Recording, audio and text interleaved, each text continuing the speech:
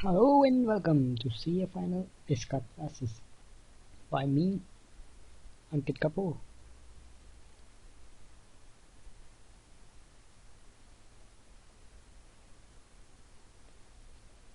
So, let's start with discussing the content of your syllabus. Your syllabus consists of 8 chapters. And out of these 8 chapters, आपको 4 chapter ऐसे करने हैं कि आपका flow उनमें बहुत ज़्यादा अच्छा होना चाहिए, ताकि मतलब आपको कोई रात को भी उठा के पूछे उन चैप्टर में से कोई क्वेश्चन तो आप उसका आंसर बहुत ईजिली और प्रोफिशिएंसी से दे सकें। वो क्वेश्चंस कौन से होने चाहिए, वो चैप्टर्स कौन से होने चाहिए, मैं आपको बताता हूँ। Chapter number 2, chapter number 4, chapter number 6 और चैप्टर नंबर 8, यानी कि ये इवन नंबर वाले सारे चैप्टर्स ये आप आसानी से कर पाएंगे। आपका फ्लोइंग में अच्छा बनेगा और आप इजीली इसमें स्कोर कर पाएंगे। So let's move to next slide. अब मैं आपको ये बताना चाहूँगा कि स्टूडेंट्स का इसका में स्कोर कम क्यों आता है। सबसे पहले बहुत सारे क्वेश्चंस ऐसे हैं जो इसका में सिमिलर साउंड करते हैं। मैं उनको SSQ कहता हूँ, similar sounding questions. For example एक चीज़ का फीचर पूछा गया और एक ही उसी चीज़ का कैरेक्टरिस्टिक पूछा गया। स्टूडेंट फीचर्स के क्वेश्चन में कैरेक्टरिस्टिक का आंसर लिखा था, इससे स्टूडेंट का मार्क्स लूज होता है।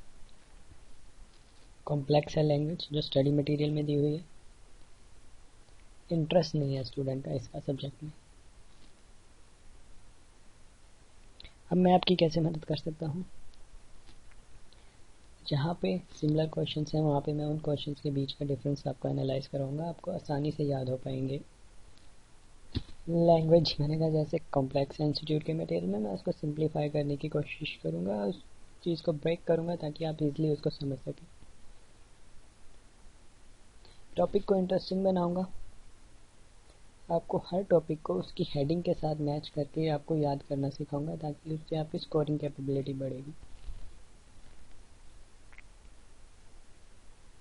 अब ये लेक्चर स्टार्ट होने वाला है, उससे पहले आप अपने पास ये सामान रेडी रखिए।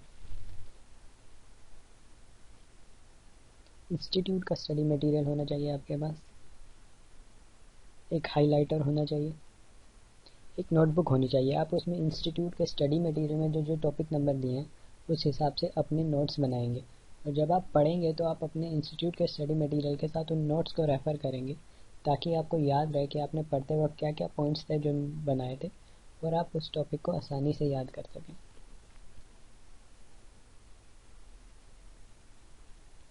So starting with the first chapter. पहला चैप्टर है concept of governance and management of information system. इस चैप्टर में बहुत सारे सिमिलर साउंडिंग क्वेश्चन हैं जिनको मैं SSQ कहता हूँ, तो आपको बहुत ध्यान से ये चैप्टर करना है।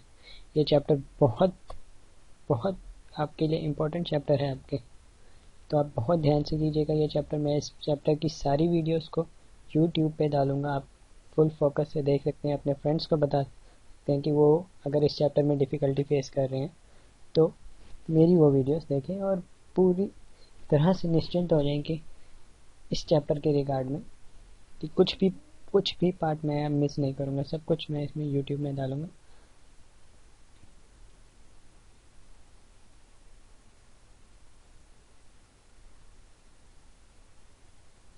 तो जैसा कि मैंने कहा इस चैप्टर में बहुत सारे सिमिलर साउंडिंग क्वेश्चंस हैं, तो मैं चैप्टर शुरू करने से पहले ही आपको उनका एग्जांपल देना चाह रहा हूँ। So some of the similar sounding question जो इस चैप्टर में वो ये हैं।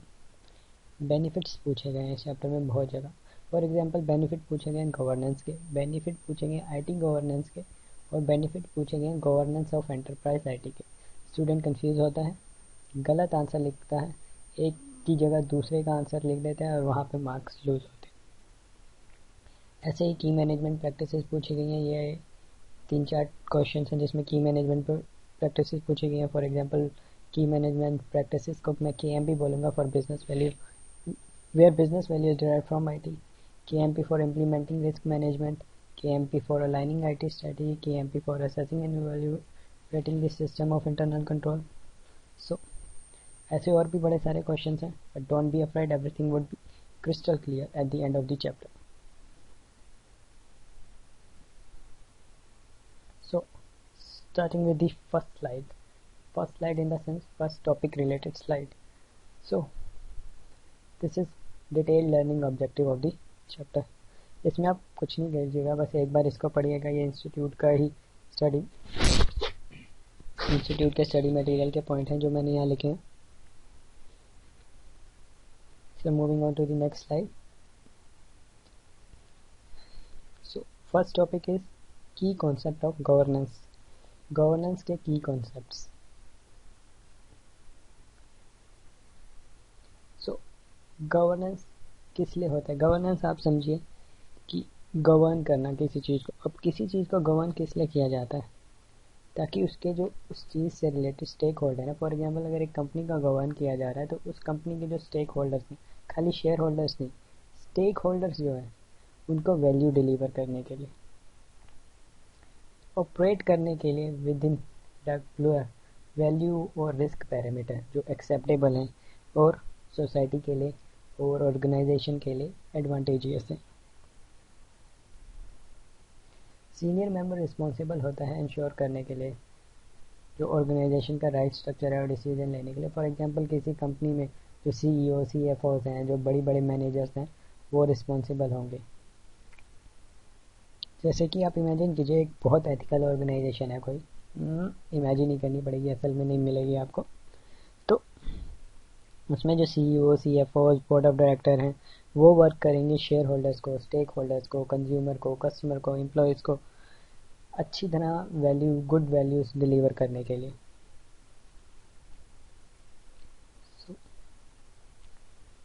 Moving on to the next slide. This is dealing with governance.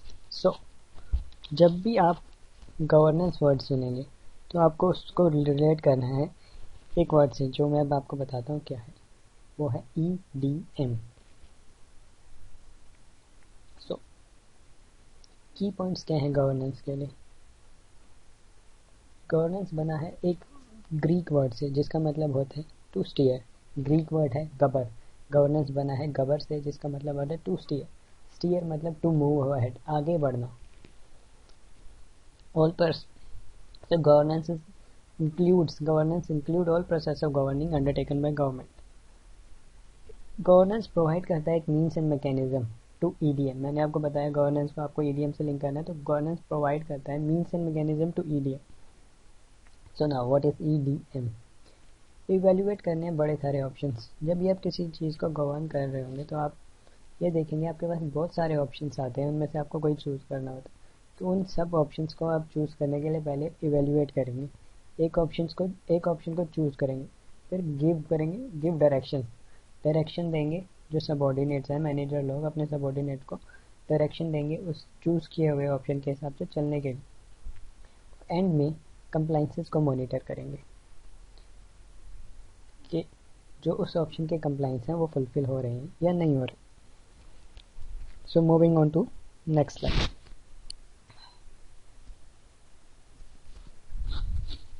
This is enterprise governance. So अभी मैंने आपका गवर्नेंस बताया। अब जब गवर्नेंस को एक एंटरप्राइज में लागू करेंगे तो वो एंटरप्राइज गवर्नेंस है। इसका की पॉइंट क्या है? Set of responsibilities and practices exercise by board of director and executive management. मैंने आपको बताया गवर्न करते हैं टॉप मैनेजमेंट के लोग, तो बोर्ड ऑफ डायरेक्टर हो गए, एग्जीक्यूटिव मैनेजमेंट वही CEO CFOs हो गए। उनके जो रिस्पॉन्सिबिलिटीज होती हैं, प्रैक्टिसेस होती हैं, that is what includes in enterprise governance. So let's move ahead. मैंने एक चार्ट बनाया है आपकी अंडरस्टैंडिंग के। सो की कॉन्सेप्ट्स ऑफ गवर्नेंस है, उसमें आप दो टॉपिक में जाएंगे। एक गवर्नेंस में मैं आपको करा चुका हूँ, दूसरा एंटरप्राइज गवर्नेंस, ये भी मैं आपको बता चुका हूँ। अब जब एंटरप्राइज गवर्नेंस देखते हैं तो उसके 2 सब पॉइंट्स हैं, कॉर्पोरेट गवर्नेंस और business governance. So let's move on to the next slide. Corporate governance, इसके की पॉइंट्स क्या हैं?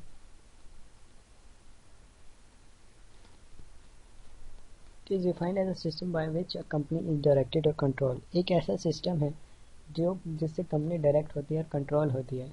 कॉर्पोरेट गवर्नेंस आप नाम से ही सुन रहे हैं कि कॉर्पोरेट वर्ड है, तो कॉर्पोरेट लेवल पे आ गए। CEO CFO मैं बहुत बार बोल चुका हूँ, रिपीट कर चुका हूँ, CEO CFO।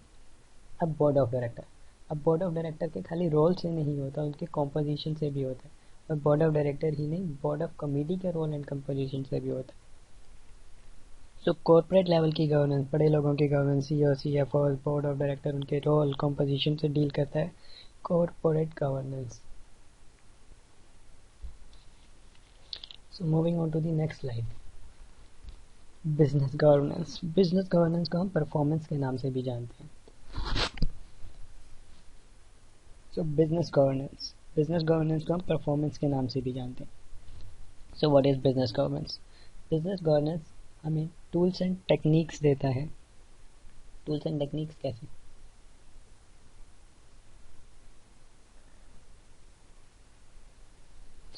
बिजनेस गवर्नेंस हमें टूल्स एंड टेक्निक्स देता है, such as balance scorecard, strategic enterprise system, MIS, TSS, जो अपने हिसाब से हम ऑप्टिमाइज कर सकते हैं ऑर्गेनाइजेशन की नीड पे इम्प्लीमेंट करने के लिए। बिजनेस गवर्नेंस प्रोएक्टिव होता है अपनी अप्रोच में, फॉरवर्ड लुकिंग, आगे की तरफ देखते हैं, आगे बढ़ना है उसको, मैनेजर से ऑर्गेनाइजेशन को आगे लेके जाना चाहते हैं। ये डायमेंशन अपने आप को स्ट्रिक्ट रिजीम में नहीं लाता। कॉर्पोरेट गवर्नेंस जैसे आपको बताया बड़े लोगों का है तो वो थोड़ा स्ट्रिक्ट है। ये हम सेकेंड लेवल ऑफ मैनेजमेंट पे आ जाते हैं थोड़ा बिजनेस गवर्नेंस में, तो उतना स्ट्रिक्ट नहीं है जितना कॉर्पोरेट गवर्नेंस है।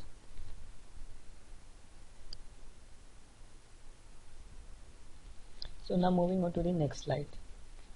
ये स्लाइड थोड़ा सा डील कर रही है corporate governance, performance division, corporate governance को कहते हैं, और परफॉर्मेंस डिवीजन बिजनेस गवर्नेंस को कहते हैं। उन दोनों के बीच का फ़र्क क्या है उस पर। सो यहाँ पे हम देखेंगे डिफरेंस क्या है परफॉर्मेंस डिवीजन और परफॉर्मेंस डिवीजन। तो जो कॉर्पोरेट डायमेंशन है, डिवीजन है, वो मैंने आपको बताया थोड़ी स्ट्रिक्ट है, तो उसको मॉनिटर करने के लिए एक ऑडिट कमेटी होती है। पर परफॉर्मेंस डिवीजन में ऐसी कोई ऑडिट कमेटी नहीं होती जो चीज़ों को ऑडिट करती है। स्ट्रिक्ट ओवरसाइट मैकेनिज्म नहीं है परफॉर्मेंस डिवीजन में।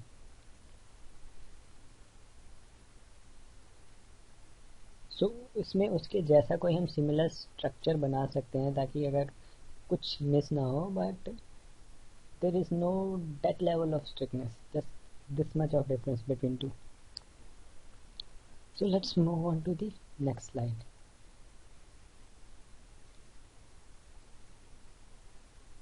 IT and governance.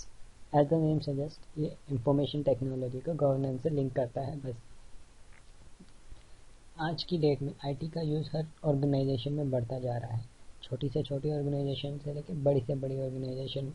IT अब खाली डाटा प्रोसेसिंग के लिए यूज़ नहीं होता, बल्कि डिसीजन मेकिंग और स्ट्रेटेजिक एडवांटेजेस लेने के लिए भी यूज़ होता है। ऑर्गेनाइजेशन को अपने गोल को अचीव करने में मदद करता है, right? So this is the link between IT and governance. So let's move to the next slide. So next slide is हमारा पहला SSQ, similar sounding question. So that is benefit of governance. Governance के benefits क्या हैं?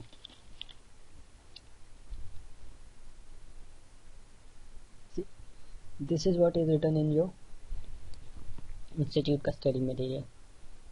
यहाँ पे आप देखेंगे बहुत सारे पॉइंट्स हैं। जैसे first point is dealing with mission, achieve करने में, ऑर्गेनाइजेशन का जो मिशन है उसको अचीव करने में मदद करता है।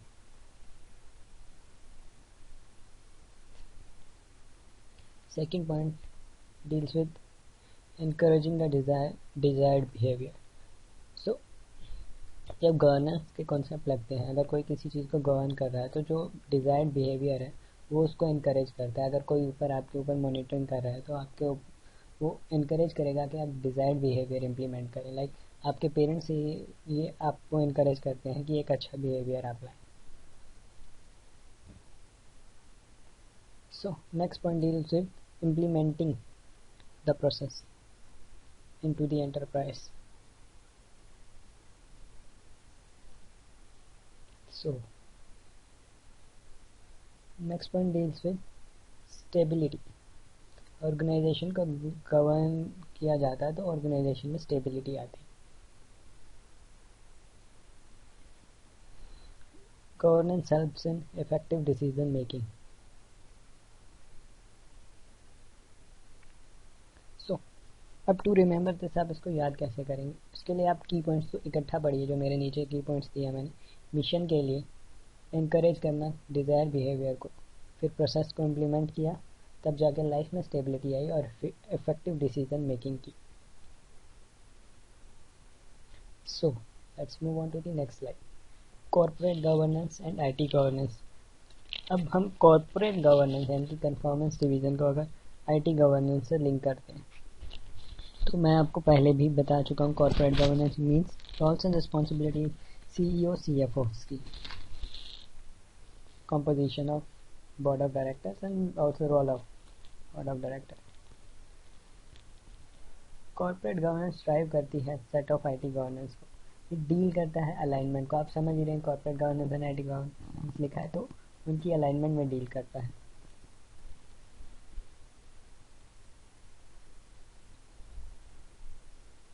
सो लास्ट पॉइंट इज डेफिनेशन। अब डेफिनेशन क्या है, ये एक ऐसा सिस्टम है जिससे आईटी को बिजनेस ऑब्जेक्टिव अचीव करने के लिए यूज किया जाए। So it is IT governance is a system by which IT activities, जिसमें IT activities in a company और an enterprise, कंपनी की IT activities को डायरेक्ट किया जाता है, are directed and controlled to achieve business objective। ऐसे direct किया जाता है कि बिजनेस के ऑब्जेक्टिव अचीव हो with ultimate objective. Ultimate objective क्या है, मीटिंग दी शेयर होल्डर और स्टेक होल्डर नीड।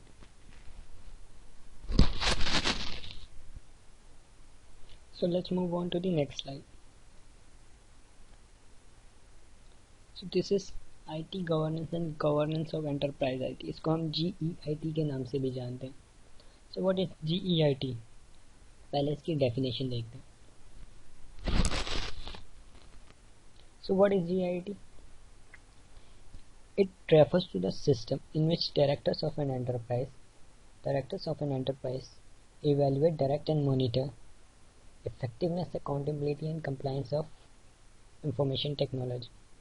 So याद करने के लिए आपके लिए मैंने ये टेक्निक बनाई है, आईटी से रिलेटेड ईडीएम ईएसी। ठीक है, EDM means evaluated, directed, monitored and EAC mean effectiveness, accountability, compliance.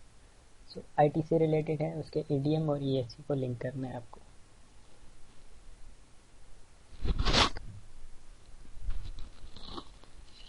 So moving on to the next slide.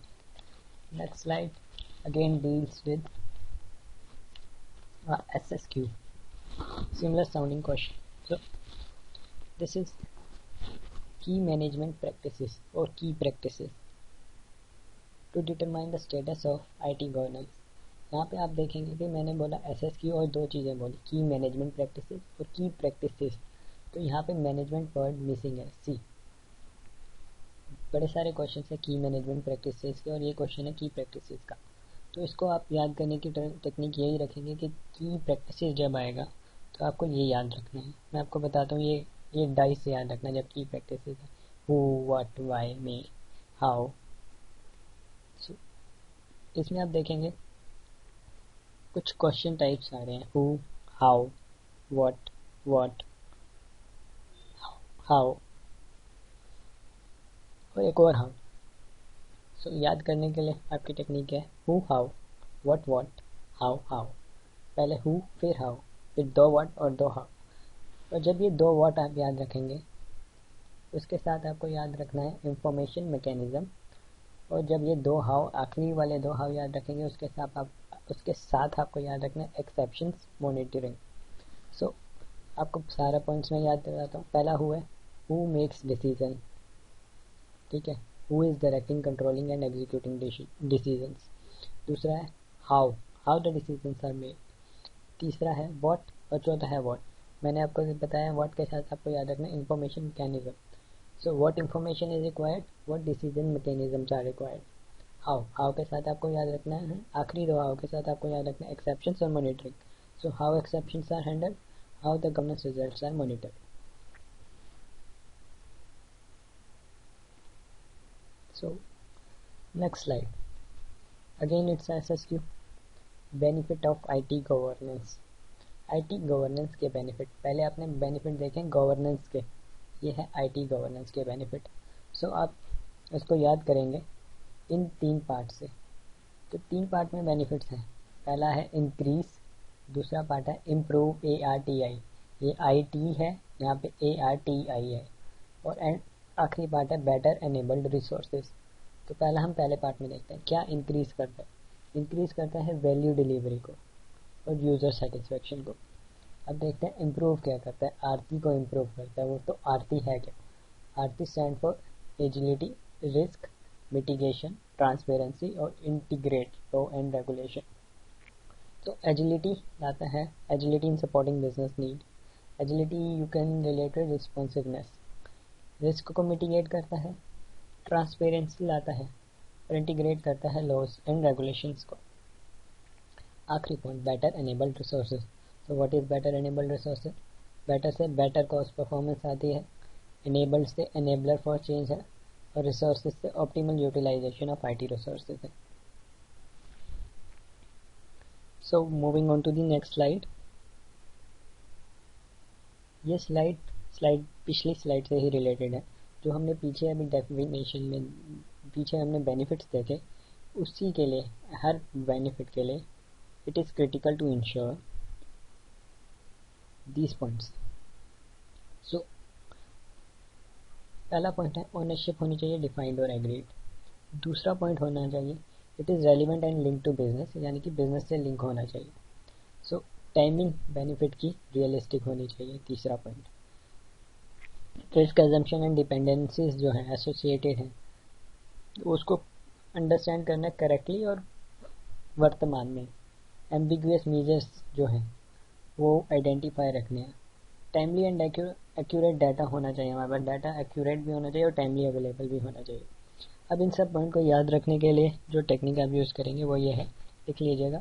Ownership is linked to timely. Two timely क्यों? क्योंकि 2 बार टाइमली आ रहा है, timing and timely. So ownership is linked to timely, risk assumptions and ambiguous measures. So इस technique से आपके सारे पॉइंट आ जाएंगे, आप सारे पॉइंट याद रख पाएंगे।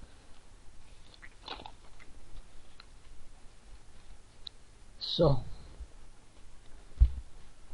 मित्रों, let's move on to the next slide.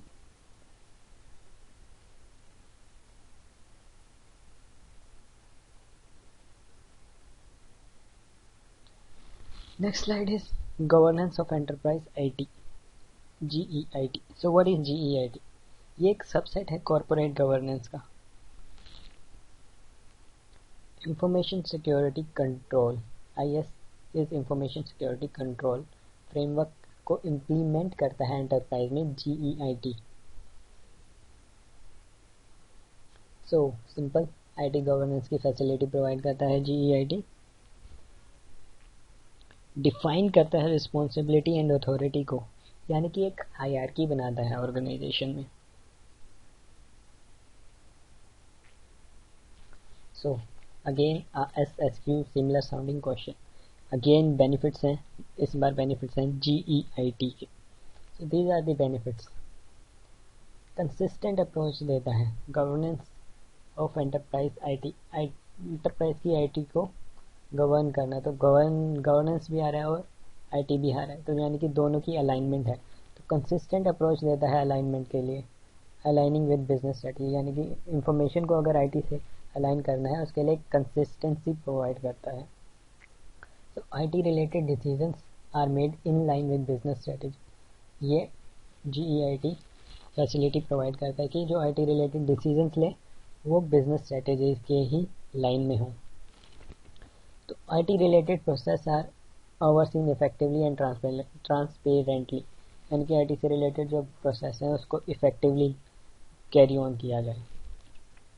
Confirm करता है legal and regulatory requirements. IT से रिलेटेड जो लीगल लॉज बने हुए हैं, IT एक्ट है वगैरह, उनको कंफर्म करता है कि उनका पालन हो रहा है। SO एक्ट, सार्बेन-ऑक्सले एक्ट है, तो जो भी चीज़ें हैं उन सब को डिफाइन करता है कि उनका पालन हो रहा है, लॉ कोई कानून टूट नहीं रहा। So last point is ensure करता है that governance requirement for board members are met, यानी कि बोर्ड मेंबर्स को जो रूल्स बनाए हुए हैं अलग अलग, उसके लिए जो गवर्नेंस रिक्वायरमेंट है वो भी मीट हो रही है। तो अलाइन इन लाइन इजीली आपको याद हो जाएंगे, 2 राइमिंग वर्ड हैं। अलाइन के साथ आपको लिंक करना है अप्रोच, कंसिस्टेंट अप्रोच, और इनलाइन के साथ आपको लिंक करना है decision. Align inline effectively and transparently laws and regulation for board members. Align inline effectively and transparently laws and regulation for board members.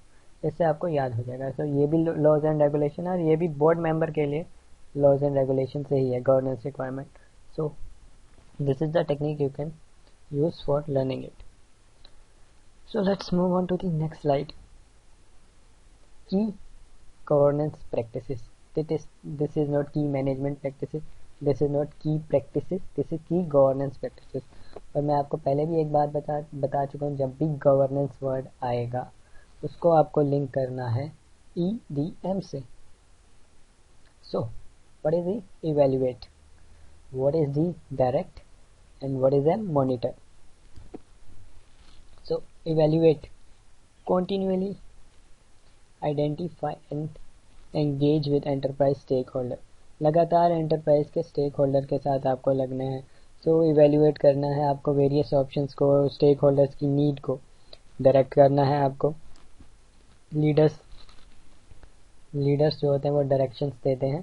सो और बाद में आपको कंप्लायंसेस को मॉनिटर करना है. So this is what EM is. So let's move on to the next slide. Corporate. This is corporate governance.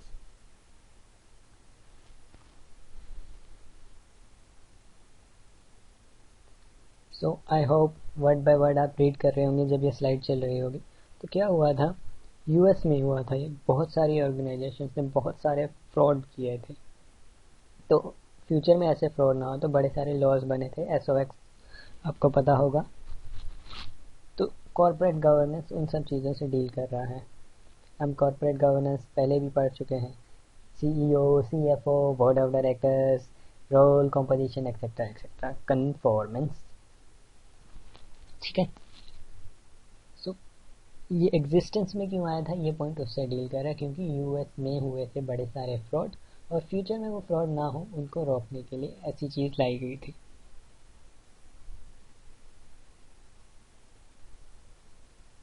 Some of the best practices of corporate governance include the following. Incorporating a hierarchy of required approval from individuals to board of directors. एक hierarchy बनाता है, एक mechanism बनाता है interact करने के लिए mad से, पागलों से. मीन्स नॉट पागल, actually mad is management, auditor और डायरेक्टर्स से. इम्प्लीमेंट करता है स्ट्रॉन्ग इंटरनल कंट्रोल सिस्टम लाने को ताकि गलती हो ही ना, हम इंटरनली ही सब गलतियां पकड़ लें. और एक्सटर्नल ऑडिट्स भी इसी में इंक्लूडेड होते हैं हमारे इंटरनल कंट्रोल सिस्टम में. स्पेशल मॉनिटरिंग, जहाँ पे कॉन्फ्लिक्ट ऑफ इंटरेस्ट हो सकता है. इनिशिएटिव लिए जाएं डिज़ायर मैनर में काम करने के लिए, यानी कि अगर एम्प्लॉय कोई अच्छा काम करता है, आप बताते हैं कि ऐसे ही काम करना, और एम्प्लॉयज़ आपके स्टेप को फॉलो करके स्ट्रिक्टली उनको फॉलो करके काम करें तो आप उसको मंथ के एंड पे बेस्ट एम्प्लॉय का अवार्ड दे सकते हैं. यानी कि एक इंसेंटिव्स देंगे तो एम्प्लॉयज़ आपके लिए काम करेंगे, बेटरमेंट के लिए काम करेंगे, वो भी खुश होंगे. इंफॉर्मेशन फ्लो, यानी कि इंफॉर्मेशन कैसे फ्लो करेगी, हायरार्की वाला पॉइंट इससे आप लिंक कर सकते हैं. तो जिस हिसाब से हायरार्की है उसी हिसाब से इंफॉर्मेशन फ्लो भी होना चाहिए, और यहाँ पे पब्लिक के लिए भी इंफॉर्मेशन फ्लो होना चाहिए, वो अप्रोप्रिएट होना चाहिए. So next is enterprise risk management. Risk को मैनेज करना एंड इज रिस्क मैनेजमेंट, और एंटरप्राइज के रिस्क को मैनेज करना is enterprise risk management.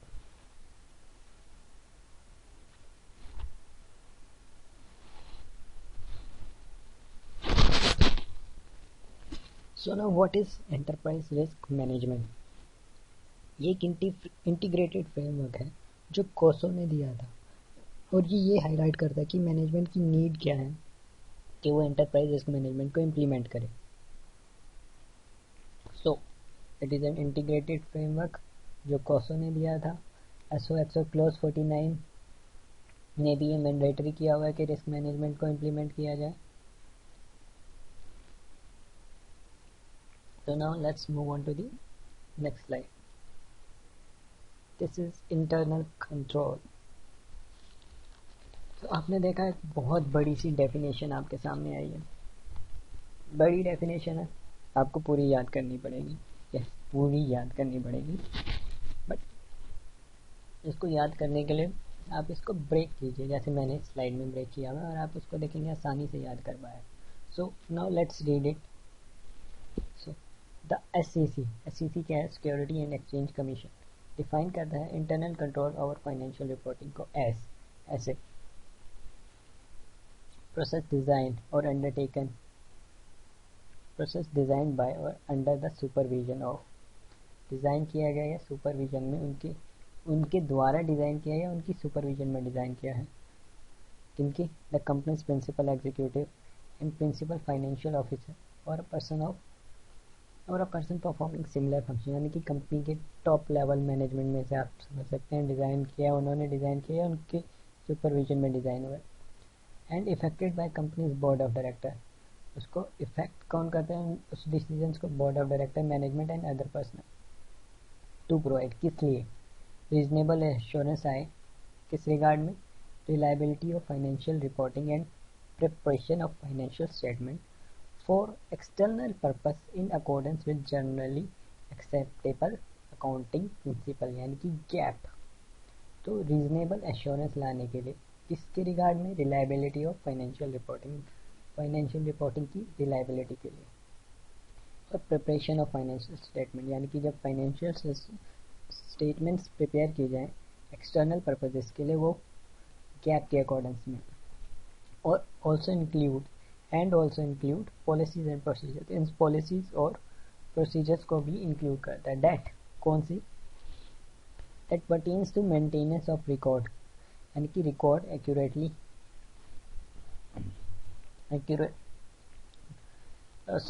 that pertains to maintenance of record that accurately reflect the transactions and asset dispositions.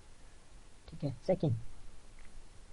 second policy and procedures क्या? that provides assurance that receipts and payments are made in accordance with authorization, यानी कि receipt या payment अगर आप आते हैं organisation में, आप ऐसा नहीं कर सकते कि एक बहुत बड़ी पेमेंट करनी है तो वो भी आप एक ही लेवल के पर्सन को बोल रहे हैं, और एक छोटी पेमेंट करनी है तो वो भी आप एक ही लेवल के पर्सन को बोल रहे हैं। ऐसा नहीं होता। एक आप अथॉरिटी का वो बनाते हैं, स्टैंडर्ड हायरार्की बनाते हैं, तो अगर बहुत बड़ी पेमेंट है तो वो कोई सीनियर मेंबर ही करेगा जो उतनी रिस्पॉन्सिबिलिटी रखता है कि उस पेमेंट को हैंडल कर सके। Third, provide assurance regarding prevention and timely detection of unauthorised acquisition, use और disposition of assets. So provide करता है एश्योरेंस रिगार्डिंग टाइमली डिटेक्ट हो जाए अगर कोई एसेट वगैरह एक्वायर या यूज़ होता है अनऑथराइज तरीके से।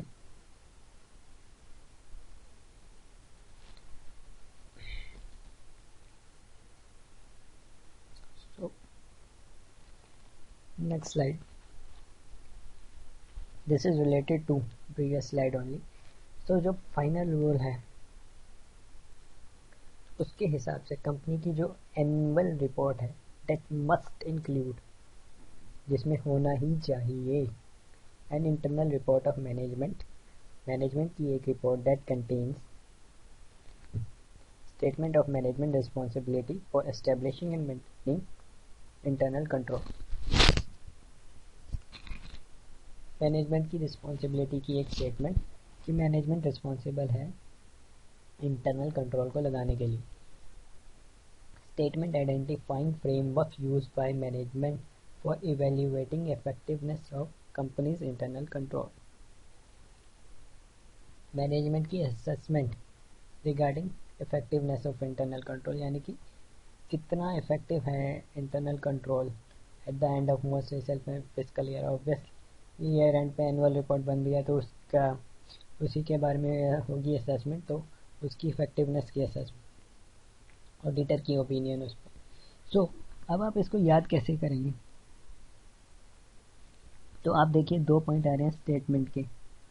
और एक पॉइंट आ रहा है मैनेजमेंट की असेसमेंट का और एक पॉइंट आ रहा है ऑडिटर की ओपिनियन का। आप इसको ऐसे ही याद कर सकते हैं। तो 2 point for statement, 1 point for management की assessment and 1 point for auditor की opinion. So let's move on to the next slide. This is responsibility for implementing internal control.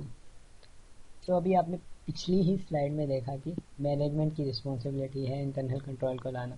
So this slide deals with SOX ने mandatory कर दिया था CFO CEO के लिए और उनको पर्सनली और क्रिमिनली लायबल बना लिया था for quality and effectiveness of internal control. So SOX थोड़ा स्ट्रिक्ट था बट रीजनेबल एश्योरेंस से ही डील करता है वो, यानी कि एब्सोल्यूट एश्योरेंस से डील नहीं करता। आई मीन कोई एब्सोल्यूट एश्योरेंस दे भी नहीं सकता। अगर मीन्स मैनेजर हमारा सही भी हो, वो फ्रॉड ना भी कर रहा हो और कोई और फ्रॉड कर जाए, तो I mean manager absolute assurance नहीं दे सकता। दूसरे बंदों की रिस्पॉन्सिबिलिटी तो बहुत मुश्किल हो जाती है लेनी। सो नेक्स्ट स्लाइड पे चलते हैं। इंटरनल कंट्रोल एज पर कोसो, कमेटी ऑफ स्पॉन्सरिंग ऑर्गेनाइजेशन। सो इसके लिए एक निमोनिक है, दैट इज ICRAM, ICRAM। ये निमोनिक मेरा बनाया गया नहीं है। ये निमोनिक आपने अगर शायद पहले पढ़ा हो तो सुरभि मैम जो ऑडिट पढ़ाते हैं उनकी क्लास में आपने शायद देखा हो। सो व्हाट इज ICRAM? आप देखेंगे इसमें वेरियस पॉइंट्स हैं जिनके अगर आप लिंक्स देखेंगे तो आप समझ जाएंगे कि what is ICRAM। Control environment, second is risk assessment, RCR वाला R risk assessment. Control activity, information and communication I of ICRAM, monitoring M of ICRAM, control activity A of ICRAM and control environment C of ICRAM। So headings आपको मैंने याद करा दिए। अंदर के points बहुत simple हैं, आप एक बार पढ़ेंगे, सिंपल रीडिंग देंगे, आपको याद हो जाएंगे। थोड़ी देर के लिए आप वीडियो को पॉज कीजिए, एक बार सारे पॉइंट्स को पढ़िए और हम अगली स्लाइड पर चलेंगे।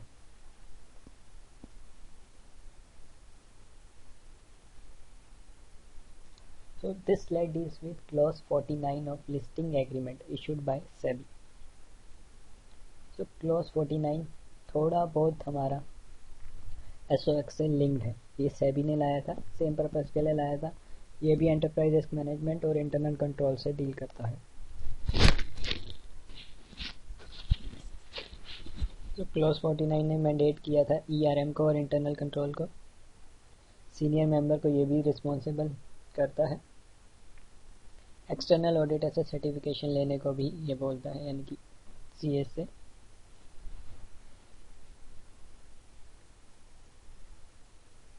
सो it may be noted at COSO and COBIT together, इन दोनों को मिला के बेस्ट इंटरनेशनल प्रैक्टिसेस फ्रेमवर्क लाए गए हैं दैट कंप्लाई करते हैं SOX से। मैंने आपको पहले ही बताया कि SOX से लिंक्ड है ये।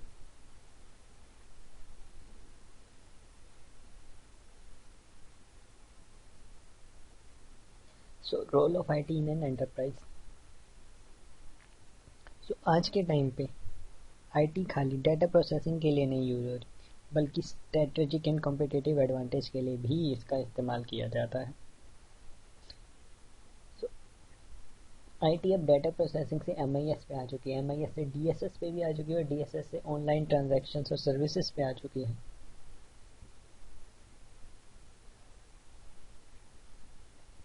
इसने खाली बिजनेस को ऑटोमेट नहीं किया बल्कि ट्रांसफॉर्म कर दिया। टेक्नोलॉजी की वजह से बिजनेस के ऑब्वियसली इंटरनल कंट्रोल्स पे भी असर पड़ा है, वो भी चेंज हुए हैं, उसको भी करने के तरीके बदले हैं और नए रिस्क आए हैं, उनको नए रिस्क को मैनेज करने के नए तरीके। So let's move to the next slide.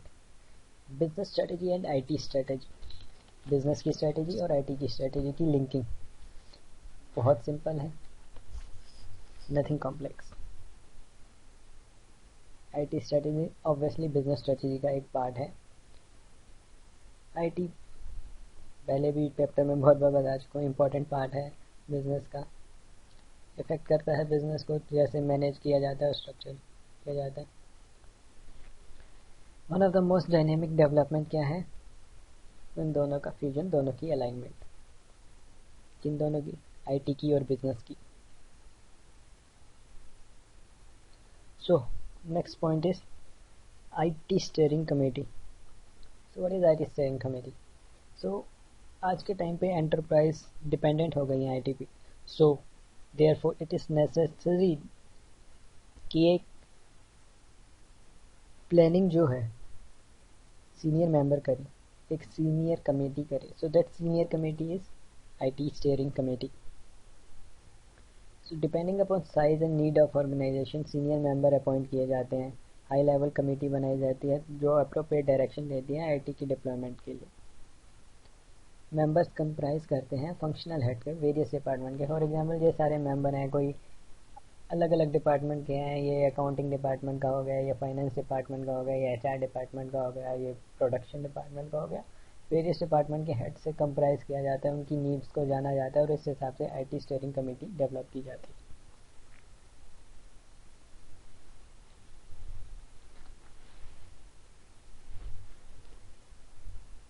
तो की फंक्शंस क्या हैं कमेटी के, आईटी स्टीयरिंग कमेटी के? सो आप देखेंगे ये मैंने 2 स्लाइड्स में डाले हुए इनके की फंक्शंस।